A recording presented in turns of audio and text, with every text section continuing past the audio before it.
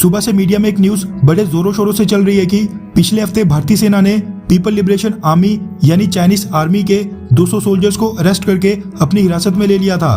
क्योंकि चाइना और भारत के बीच सीमा विवाद काफी लंबे समय से चल रहा है, इसीलिए कई सारे भारतीय लोगों ने इस खबर पर विश्वास करके इसको पूरे भारत में आग की तरह फैला दिया था।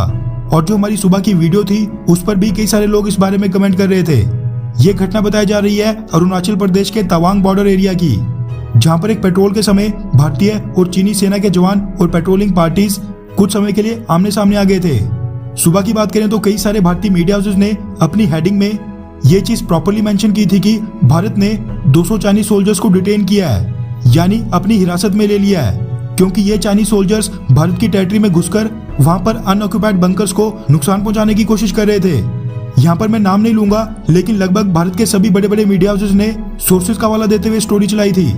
लेकिन अब जैसे ही दिन चढ़ गया है और ये स्टोरी पूरे भारत में आग की तरह फैल गई है और भारतीय सेना और सरकार दोनों के कान तक पहुंच गई है, तुरंत ही अब इसका दूसरा वर्जन आ गया है। जितने भी बड़े बड़े मीडिया हाउसेस थे जिन्होंने सुबह ये 200 चाइनीज सोल्जर्स को डिटेन करने वाली स्टोरी चलाई थी, उन्होंने अपने अपने आर्टिकल्स को अब पूरी तरह एडिट कर दिया है और सुबह वाला वर्जन चेंज कर दिया है। 200 चाइनीज सोल्जर्स को डिटेन करने वाली बात को रिमूव करके अपने अपने आर्टिकल्स में से डिटेन वर्ड को रिप्लेस कर दिया है इंटरसेप्टेड वर्ड से।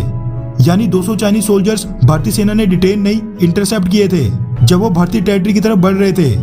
यानी ये कहना गलत नहीं होगा कि जो सुबह वाला वर्जन था वो बिल्कुल फेक न्यूज थी।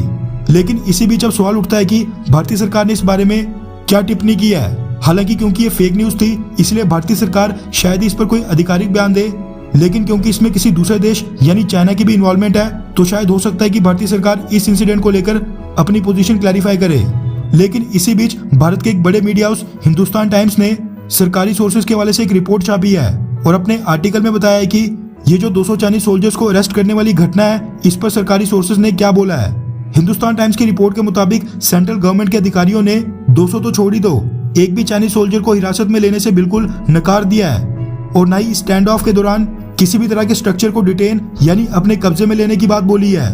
सरकारी सूत्रों के हवाले से ये जो स्टैंड ऑफ हुआ था वो दोनों देशों के लिए लाइन ऑफ एक्चुअल कंट्रोल की अलग अलग धारणा के कारण हुआ है, क्योंकि भारत और चाइना के बॉर्डर्स अभी तक आधिकारिक तौर पर डिमार्केटेड यानी उनका सीमांकन नहीं हो पाया है। यानी दोनों देशों के लिए लाइन ऑफ एक्चुअल कंट्रोल अलग अलग है। उसी के कारण ये दोनों देशों के सैनिक पेट्रोल के दौरान एक दूसरे से टकरा गए थे, यानी एक दूसरे के सामने आ गए थे।